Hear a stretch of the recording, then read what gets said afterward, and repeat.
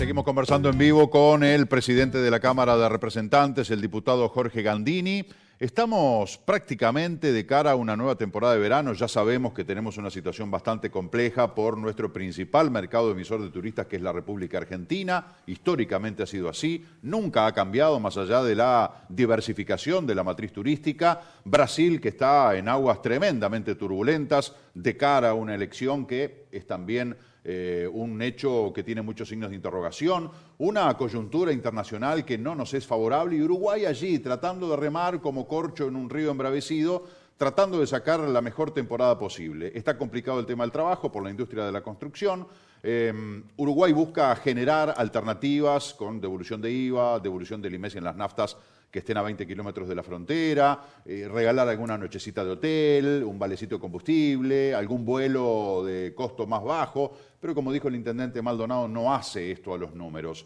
Y usted, diputado, dijo de la importancia de compensar los desequilibrios regionales en materia turística. ¿Cómo se logra? ¿Qué más que esto se puede hacer? No, mucho más. La verdad que se está haciendo un importante esfuerzo, pero nosotros somos tomadores de las condiciones en la región, y estas movidas cambiarias tan importantes que ya la traíamos con Brasil y ahora con Argentina se multiplican, van a afectar para los dos lados. Uno ve uruguayos yendo para allá a comprar, en la frontera, y ya no solo en la frontera. Y ve que a los argentinos Uruguay les quedó muy caro. Y ve que los argentinos venden productos al mundo que compiten con los nuestros, carne, y tienen mejores precios que los nuestros. Es decir, han logrado una ventaja competitiva con relación a nosotros porque tiene un tema cambiario a su favor en ese caso. Entonces a Uruguay le afecta sin duda lo que está pasando en Argentina, nos va a golpear. Y nos va a afectar en un escenario que ya venía complicado. Nosotros, en el primer debate con el ministro de Economía sobre la rendición de cuentas, que es el análisis o el último diseño de las cuentas públicas hasta el 2020, ya teníamos una diferencia importante con el ministro. El ministro volvió a traer una rendición de cuentas incremental del gasto y hace análisis que son deseos maravillosos, que la economía va a crecer al 2,5%, que el déficit fiscal va a bajar, y entonces hace toda una elaboración que nosotros ya no compartíamos, ahora menos, porque tenemos este problema en el turismo que nos venía dando en los últimos 2 años oxígeno para compensar otras áreas. Aún así, estábamos en una posición complicada. Mire que vamos, sin el lío argentino, a un 4% de déficit fiscal. ¿Qué es un 4%? Primero, récord. Es mucho más que en el 2002 y el 2003.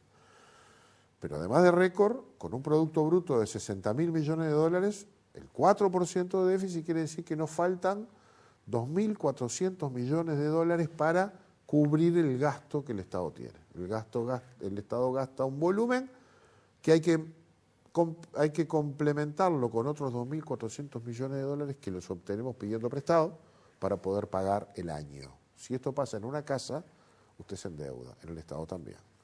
El año pasado pagamos $1.530 millones solo de intereses de deuda. ¿Cuánto es 1.530 millones? Bueno, para ponerlo en términos comparativos, son 2 ministerios del Interior. O sea, pagar la seguridad pública, el sueldo de los 30.000 policías y las balas que tiran y los patrulleros y los administrativos, y además darle de comer a todos los presos y mantener la seguridad en las cárceles, todo eso cuesta $800 millones por año, que ya se multiplicó por 3, costaba 270, hoy cuesta 800. Bueno, de intereses de deuda pagamos el doble, 1.530 millones de dólares. Y la deuda se mantiene intacta. Que todos los uruguayos lo pagan, ¿verdad? Es decir, cobramos impuestos. Bueno, a ver, los intereses de la deuda se llevan casi todo el IRPF. El IRPF recauda $1.700 millones. Bueno, se lo llevan los intereses de deuda. ¿Se acuerdan lo que decía el Frente Amplio antes de ganar las elecciones? Que la deuda externa era inmoral y no había que pagarla. Y Vázquez hasta había sugerido el default en el 2003, no pagar. Bueno, ahora se paga religiosamente, se duplicó y se pagan cada vez más intereses, y le tenemos que ver la cara sonriente a Astori cada vez que pone papeles públicos a la venta para conseguir dinero prestado y dice, nos ha ido muy bien. Pedimos 100 millones y vinieron a comprar 200. Esto derivó en el deterioro notorio de la imagen de Astori, al punto tal que ayer reconoció que no tiene adhesiones y se bajó de la precandidatura. Si lo miramos desde el punto de vista político puede ser así. Ahora, el Estado tiene un problema. Fíjese que el Estado se puede endeudar tanto como la ley lo autoriza. hay una norma que es el tope de endeudamiento. Por estos últimos años cambiamos 6 veces el tope de endeudamiento. Es como si cuando va cayendo la pelota el juez ve que va a caer afuera y corre la línea. Entonces, va a caer afuera del tope de endeudamiento autorizado y cada rendición de cuentas lo que se hace es aumentar ese tope. ¿Por qué? Porque me tengo que volver a endeudar para taparle el agujero. Eso sin el lío argentino. O sea, no compartíamos lo que está haciendo el ministro porque antes del lío argentino ya veníamos caminando hacia el 4% de déficit. Ahora no vamos a tener el oxígeno que nos dio la temporada, porque visto desde Maldonado, hay un problema claro en Maldonado, pero Maldonado, o el turismo en general, y Maldonado como actor relevante, daban un oxígeno de mucho dinero a la economía en ese fin de año. Bueno, este año no va a ser tan así. El consumo interno ha bajado, es muy bueno para el uruguayo ir a vacacionar afuera, entonces capaz que tenemos menos argentinos y capaz tenemos menos uruguayos. Entonces, ese cálculo no se hace y todavía no se aprobó la rendición de cuentas. Yo hubiera preferido a Astori que en vez de discutir tanto si iba a ser candidato, hubiera dedicado un poco de tiempo para ver si no podía volver al Senado, que está discutiendo la rendición, y ajustar un poco las cuentas con estas cosas que le pasaron en la mitad del camino, ¿no? El presidente dijo de entrada, de ninguna manera hay que rever la rendición de cuentas, no se toca. Y bueno, está bien. ¿Cómo le explica usted, diputado, a la población? Porque, a ver, una rendición de cuentas, vemos a todos los gremios, a todos los sectores pidiendo más recursos, necesitamos, porque para brindar servicios y atender las demandas de la gente se necesita recurso humano y se necesitan fondos económicos. Ahora, si va a una rendición de cuentas con incremento del gasto, es un problema. Si va a una rendición de cuentas con gasto cero, es un problema. ¿Cómo hacemos para contemplar de que se atiendan los reclamos, pero no incrementar el gasto? La primera cosa es que no hay que mentirle a la gente. El gobierno le mintió. De arranque hizo, ¿se acuerdan? En este periodo empezaron con que el presupuesto quinquenal se hacía por 2 años. Y después se hacía un presupuesto. Porque cuando Vázquez, cuando llega, dice, yo no sabía que la cuestión estaba tan complicada en la economía. ¿Cómo no sabía? ¿De qué partido era el gobierno anterior? Era del Frente, pero además, ¿quién era el equipo económico? Era Lorenzo y Astori. Y no le avisaron. Bueno, se ve que no. Lo cierto es que hubo que corregir economías y hacer un presupuesto por 2 años para después hacerlo por 3. Pero tampoco fue cierto, porque en mayo del 2016, 5 meses después que estaba rigiendo el presupuesto, hubo que hacer un ajuste, porque ahí se le cayeron los números. Y en el 17 ya no fue por los 3 años siguientes, fue por el 18. Y ahora en el 18 hacemos por lo que queda. ¿Por qué? Porque no se dijo la verdad. Y entonces, claro, los gremios que le dijo, 6% para la educación. Y no hay, estamos en el 5, le faltan 600 millones de dólares a la educación. Entonces los gremios patean, porque ya se estaban gastando el sueldo que le iban a aumentar. Y esto sucede con varios otros compromisos que se hicieron. Entonces la gente tenía una expectativa que se la fueron corriendo para después, le dijeron este año no, el que viene no el otro. Y llegaron al último año y no está, la verdad no está. Y el país no da para esas cosas. ¿Por qué? Porque el modelo económico del Frente Amplio se agotó en sí mismo.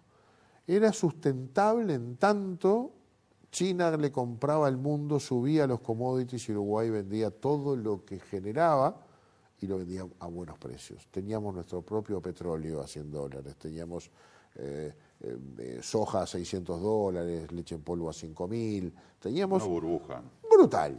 ¿Qué hicimos con todo ese dinero que creció al 6, al 7% Uruguay? Astori inventó aquello de el margen fiscal, el espacio fiscal, que quería decir que me voy a gastar en el presupuesto todo lo que tengo y además voy a gastar todo lo que estoy seguro me va a ingresar. ¿Tá? Todo lo que tengo y todo lo que voy a tener. Y lo gastó. Pero no lo gastó en rutas y trenes, en infraestructura productiva, no. No lo gastó en transformación educativa. Hubo una cadena de televisión antenoche donde mostraban las millonarias inversiones en rutas, en infraestructuras, son de los años en que puertos. Se gastan menos, son de los años que se gastan menos, la verdad que es así. Ahora, para hacer la vía del tren hay que salir a pedir prestado. Y se pide prestado a través de las PPP. Las PPP es un mecanismo que inventaron los ingleses hace muchos años para que el endeudamiento no registre como tal. El Estado se endeuda, pero registra en el presupuesto, no en la deuda. Pero se puede utilizar hasta un porcentaje del Producto Bruto. Y cuando terminen de hacer o de licitar toda la vía del tren, se va a haber agotado todo el porcentaje que se puede usar en PPP. O sea que ya no se puede pedir más prestado, porque estamos muy arriba, y tampoco se pueden hacer más PPP, se la gastan todas en UPM. UPM a las que se le dan ventajas que no se le dan a otros. Yo estoy de acuerdo con UPM, pero UPM es mi testigo. Para que vengan los finlandeses a poner otra planta en Uruguay, no se necesita solo madera. Además de la madera, le tengo que dar los beneficios de zona franca, es decir, producen el componente industrial de la cadena forestal sin impuestos.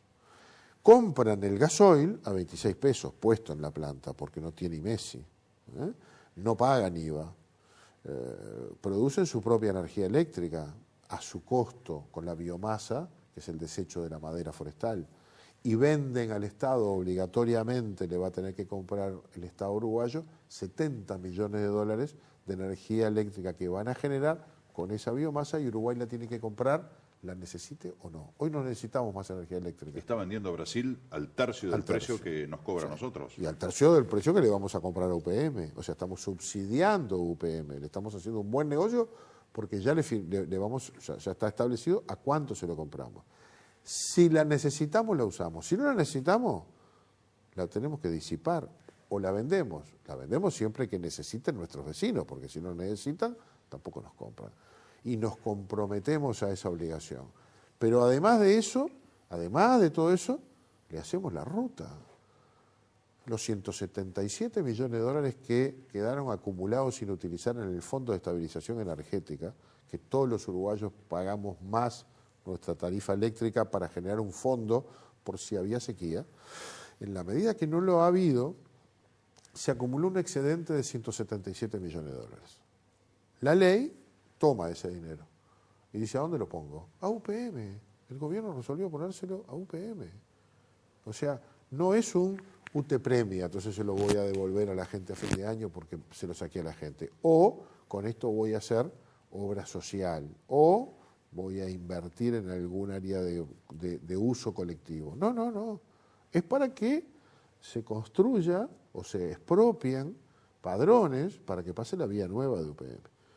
Lo de los 800 millones es bastante más lo que va a salir, y además a eso hay que agregarle una explanada en el puerto porque tiene que haber una terminal de celulosa que no la hay, tiene que haber un ingreso al puerto de modo elevado que no lo hay. Todo eso hay que ponerlo, eso lo tiene que hacer el puerto con plata del Estado. Entonces, claro, UPM viene, pues le ponemos una maravillosa alfombra roja. Ahora, ¿por qué no le cobramos lo mismo a los tamberos el gasoil? ¿Y por qué? Bueno, ¿por qué? Porque tienen la desgracia de ser uruguayos. Porque ya están. A ver, acabamos de aprobar hace 2 días en la Cámara de Diputados, nuevamente, seguro de paro para las empresas de Juan Lacase, la papelera y todas las demás. El presidente de la República dijo que iba a haber una solución, fue en INEFOP, le hace cursos de peluquería, de cocina, no pasa nada, nadie consigue laburo, porque lo que no hay es inversiones nuevas. ¿Por qué se cerró? ¿Por qué Juan Lacase tuvo sus problemas? Porque quedó fuera de competencia la papelera y otras industrias en relación a los precios chinos en el mercado argentino. Ahora, si yo le pongo un alambrado imaginario a Juan Lacase y digo, esto es zona franca. Ahora Juan Lacase es zona franca. Así que todo lo que se produzca ahí adentro no paga IVA, no paga IMESI, no paga renta. Y además le vendo el combustible a 26 pesos y el full oil pesado para la industria a 10,7, no a 17. Y le dejo generar su propia energía eléctrica con los residuos que le deje el papel o con lo que sea. Le cambian los costos y capaz que son competitivos con los chinos. Y empiezo a subsidiar el empleo, no el desempleo. Fíjese que le acabamos de votar otro seguro de paro por 1 año más a cientos y cientos de trabajadores. Van a completar 3 años de seguro de desempleo. Si cierra la tiendita del pueblo, o un restaurante, porque no da para mantenerlo abierto, o un hotel, van a tener seguro de paro de 6 meses. Y después en la vida, muchachos, a laburar en donde se pueda. Ahora, acá le estamos dando 3 años de seguro de desempleo. ¿Sabes cuánto gastamos de seguro de paro en el 2017? 210 millones de dólares gastó el país para subsidiar el desempleo. Con UPM vamos a subsidiar el empleo.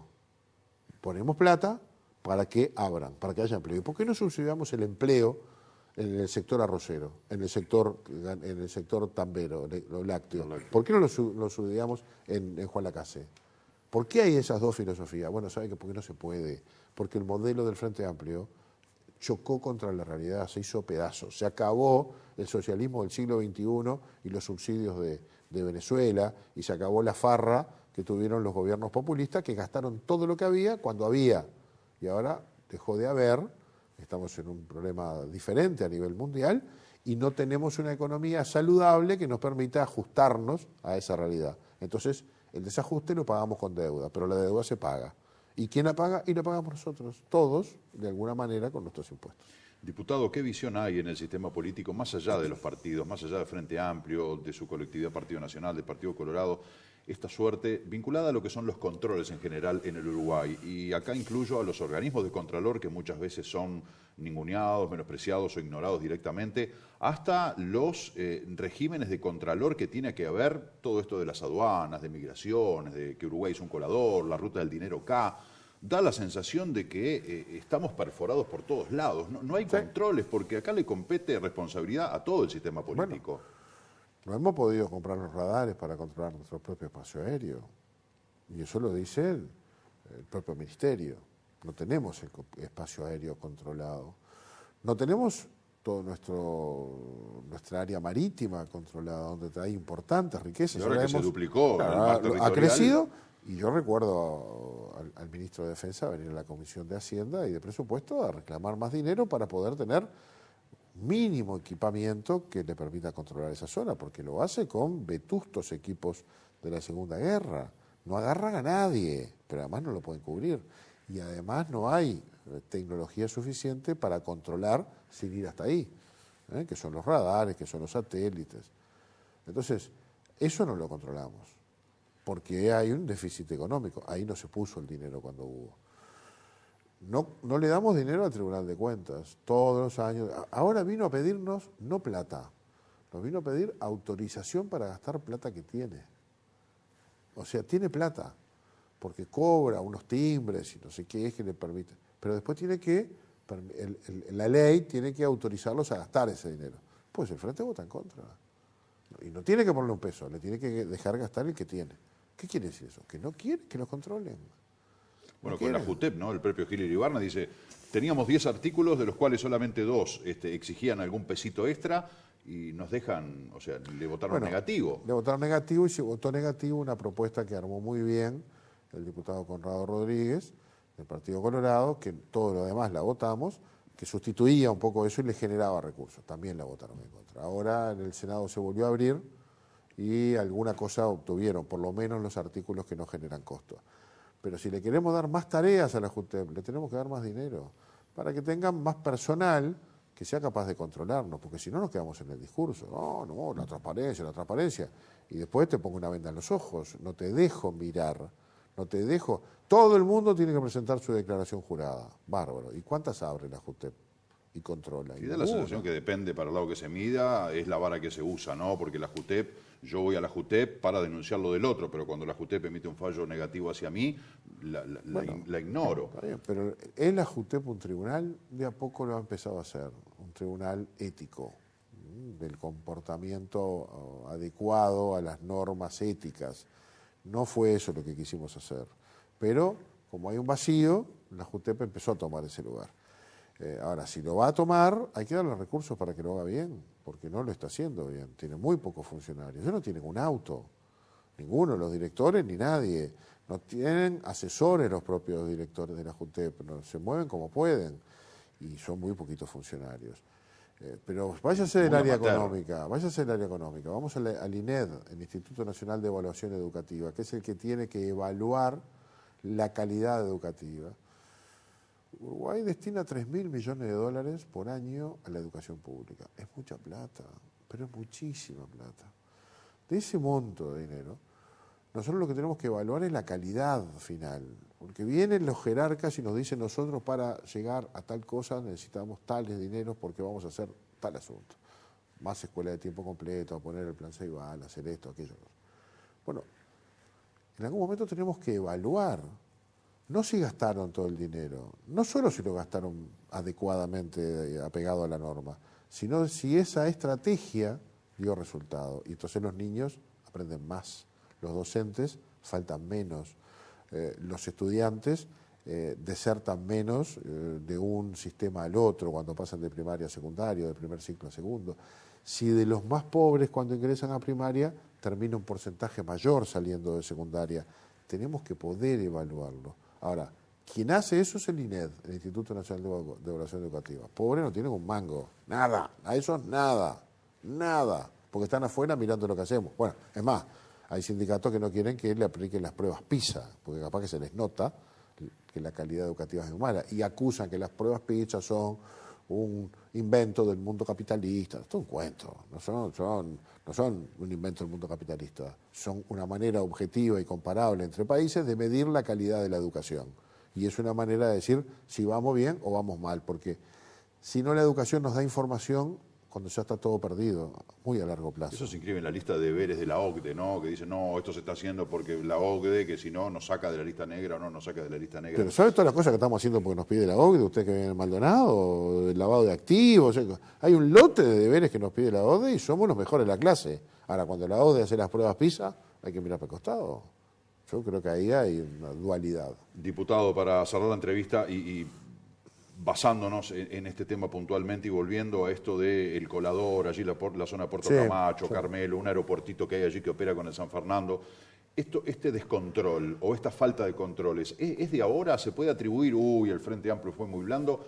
¿Y antes qué pasaba? Porque no son lugares geográficos inventados en el 2005, ya estaba antes. Sí. ¿Y qué había antes? ¿Qué pasaba antes? Sí. Bueno, yo creo que nunca hubo el nivel de corrupción organizado, sistematizado y dirigido desde un Estado como existió con el kirchnerismo. Estuvo la década Esa es la menemista diferencia. también, ¿no? Hablamos del 99 al 2009. Sí, pero bueno, lo habrán hecho de otra manera. Pero hoy se sabe que 36.000 millones de dólares salieron en bolsos. O sea, Argentina está pidiendo al Fondo Monetario 50.000 millones de dólares. Ahora, en el periodo kirchnerista salieron 36.000 en bolsos. Sí, es escandaloso, pero ¿qué pasa en Uruguay? Porque acá llegaban y decían, lleguemos a Uruguay que no pasa nada. Llegamos a lo del Pachacantón o bajamos en el aeropuerto de noche con un helicóptero. Es que probablemente fuéramos por lo menos un lugar de paso bien importante, porque había pocos controles y seguramente sigue habiendo agujeros importantes, porque si los hay para el contrabando, los hay para el dinero. O sea, yo, fui a juntar firmas a las ferias el sábado. La cantidad de puestitos que había vendiendo cigarrillos secos, que son de contrabando, y otras marcas americanas, todas de contrabando, porque ninguna cumplía con los requisitos que Uruguay pide, todas. Y voy a decir, pero a ver, si ECO es la segunda marca de cigarrillos en Uruguay y son de bagallo paraguayo, y salen 20, 30 pesos, ¿no? Al lado de 100 y pico que valen los demás. No vienen entre la ropa de una señora que pasó por la aduana disimulando que está un poco más obesa. Son camiones los que pasan. No puede haber otra manera de hacer ese volumen de contrabando y ser la segunda marca de cigarrillos del país si no la pasan en camiones. Ahora, si pasan cigarrillos en camiones, algún bolsito puede pasar en la valija un auto o llegar en un avión. Es decir, Uruguay tiene algunos problemas de controles en la frontera. Graves, ¿verdad? ¿Y qué se puede hacer para mejorar eso? Yo creo que hay que poner recursos. Y poner militares. Yo creo que hay que poner militares. Militares a custodiar la frontera. Sí. Ya hay militares en la frontera seca. Sí, señor. Pero allí para custodiar, allí no hay un choque de jurisdicción. Hay militares respaldando la tarea de los funcionarios inspectores de ganadería. Eso por ley, hace 2 años. Lo pusimos con un monto económico de compensación con 12 millones de pesos para que esos militares pudieran tener un sobresueldo. Y en esa norma establecimos hasta dónde podía ir el militar. Y se establece que podrá reaccionar de modo proporcional a la agresión recibida. Quiere decir que si le gritan, le puede ir a gritar. Si se bajan del auto y lo pechan, le podrá pechar. Ahora, ahí todo bien. Ahora, si cuando sacan un hablamos de revólver, gatillo... sí, es lo que dice la ley. Y anduvo tan bien que en la del año pasado se duplicó la partida presupuestal para que hubiera más militares ayudando a el control sanitario que hacen los inspectores de ganadería en los pasos de frontera de ese tipo de mercaderías. Luego ingresó un proyecto de ley ahora, que ya se aprobó en diputados, que está en el Senado, que lo que establece es que las Fuerzas Armadas podrán disponer de un control, vigilancia de personas y vehículos, patrullaje, dice, vigilancia, identificación de personas y vehículos en una franja 20 kilómetros de la línea fronteriza. O sea que el que vino a diputados no hacía excepciones, era la franja, por lo tanto era el Chuy también, era Rivera también, es decir, era todas las ciudades. De diputados salió, dice, con excepción de los centros poblados, o sea que es una franja de 20 kilómetros en las afueras de los centros poblados y en toda el área rural, digamos. Los militares pueden hacer allí una tarea policial, típicamente policial, porque pueden hacer más que los policías. No pueden están preparados parar. para tareas policiales. Bueno, parece que sí, lo mandó el Poder Ejecutivo eso.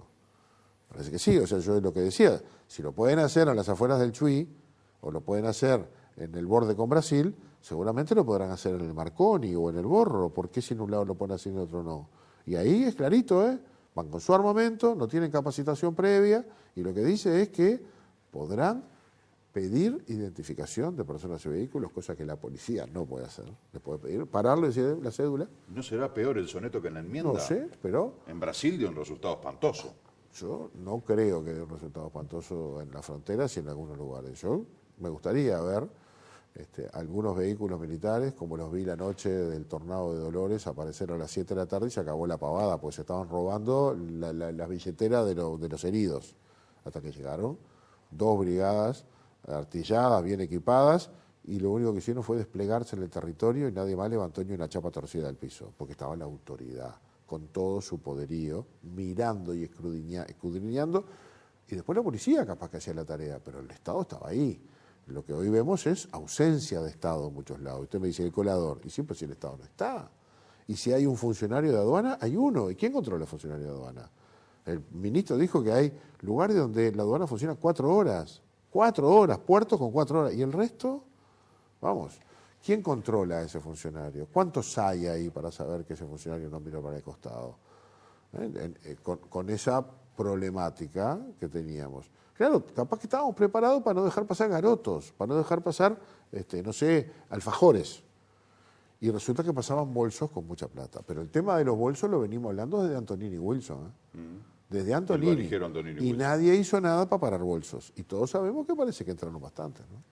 Diputado, se nos ha agotado el tiempo. Ha sido un placer conversar con usted. Con muchísimo gusto.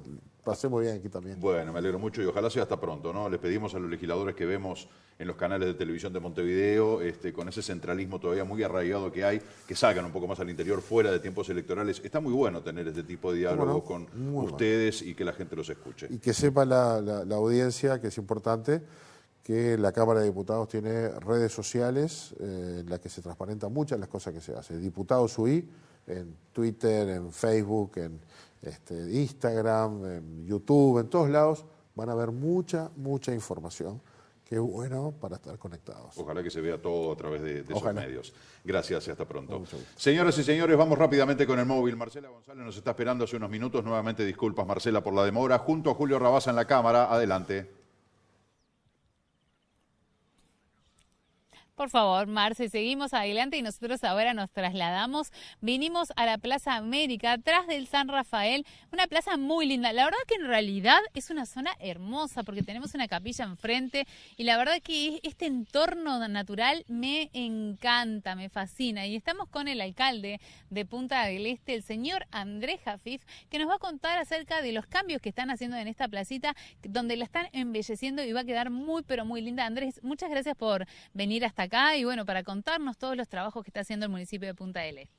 Bueno, gracias a ustedes por poder difundirlo. Otra plaza más que queremos, por supuesto, realzar. Esto es en coordinación también con espacios públicos, con Rubén Pérez. Y bueno, como ustedes bien aprecian, estamos innovando en algo que si llega a salir bien, vamos a replicarlo. Es el fútbol tenis, ese de A4. Acabamos de poner lo que sería la red central, 2 canchitas, más algo nuevo también, que son esas mesas que ustedes están viendo, mesas de ping-pong de hierro antivandálicas, que creemos que es algo que estaba faltando en esta plaza. Era una plaza que pedía un poco de auxilio al municipio. Vamos a continuar también con algunos juegos más para chicos y si todo sigue bien lo seguiremos replicando en otras plazas de la zona. Qué interesante esto de las mesas de ping-pong y no vandálicas. Lamentablemente tenemos que fijarnos en estas cosas, ¿no? De que la gente no las vandalice. Pero por suerte tenemos la posibilidad de tenerlas aquí.